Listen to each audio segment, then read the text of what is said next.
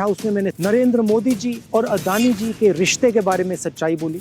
हिंदुस्तान के धन को किस प्रकार लूटा जा रहा है, ये सच्चाई पार्लियामेंट के रिकॉर्ड से मिटा दी गई। बिना एक्सपीरियंस के कोई भी बिजनेस शुरू करना और उस बिजनेस में देश के सबसे बड़े कॉन्ट्रैक्ट उठा लेना, प्रधानमंत्री जी ये जादू सिर्फ अदानी जी के लिए था।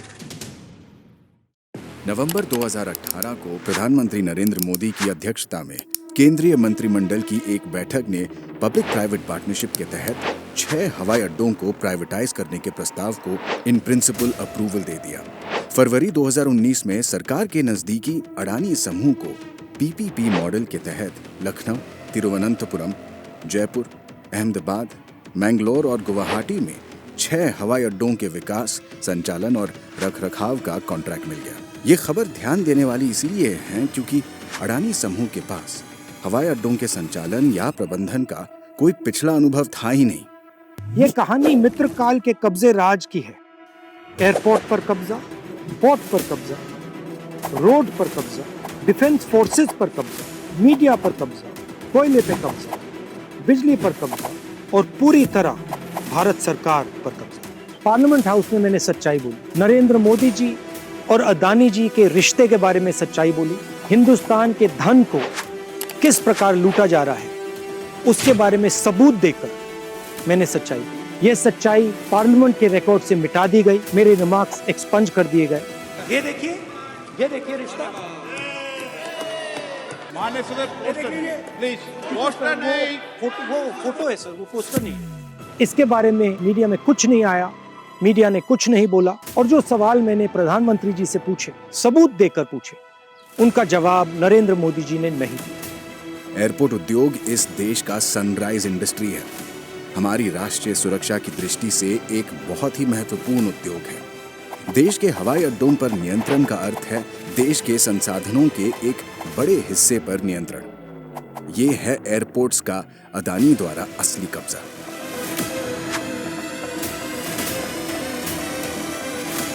यूपीए सरकार के लिए हवाई अड्डों के निजीकरण का विचार उनके बुनियादी ढांचे और सेवाओं में सुधार के लिए निजी निवेश लाना था, जिससे यात्रियों को बेहतर यात्रा का अनुभव मिले। मैं बिजनेस के खिलाफ नहीं हूँ, मैं प्रो बिजनेस हूँ, मगर मैं मोनोपोली के खिलाफ हूँ और मैं जादू के खिलाफ हूँ। कौन सा जादू?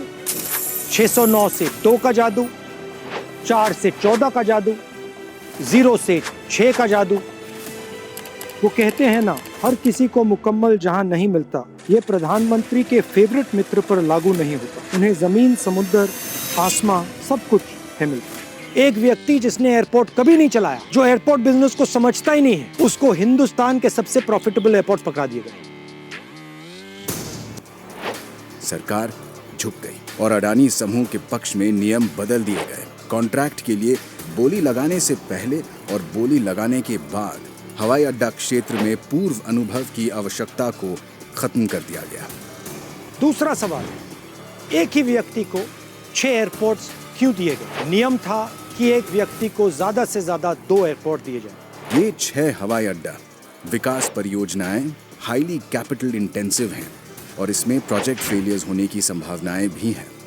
और यदि कोई परियोजना विफल होती है तो विफल परियोजनाओं को लेने के लिए अन्य सक्षम बोलीदाता उपलब्ध होने चाहिए। एक और सवाल, जब ये निर्णय लिया गया, airport authority of India, unions, finance ministry और नीति आयोग सब ने ऑब्जेक्ट किया और कहा कि ये निर्णय गलत है। इनके ऑब्जेक्शन को किसने ओवरटर्न किया और क्यों? जो कंसेशन 30 साल का था उसे 50 साल का क्यों किया गया? और जो रेवेन्यू मॉडल था उसको क्यों बदला और किसने बदला? आखिरी जादू, मुंबई एयरपोर्ट, हिंदुस्तान के एयरपोर्ट्स के सोने की चिड़िया। मुंबई एयरपोर्ट के ऑपरेटर पर एजेंसीज का दबाव, सीबीआई, ईडी, और जैसे ही मुंबई एयरपोर्ट्स के ऑपरेटर अदानी जी को एयरपोर्ट ट्रांसफर करते हैं, वैसे ही एजेंसीज उनको क्लीन चिट दे देती हैं। मैंने ये सारे मुद्दे उठाए और ये सुनिए नरेंद्र मोदी जी का जवाब। तुम्हारे पांव के नीचे कोई जमीन नहीं। कमाल ये है कि फिर भी तुम्हें यकीन नहीं। प्रधानमंत्री जी ने शायद दुष्यंत जी कि कविता की अगली दो पंक्तियां नहीं पढ़ी। मैं बेपनाह अंधेरों को सुबह कैसे कहूँ, मैं इन नजारों का अंधा तमाशबीन नहीं। सच्चाई बोलना, सच्चाई का सामना करना हमारे देश की हिस्ट्री, हमारे देश का इतिहास है।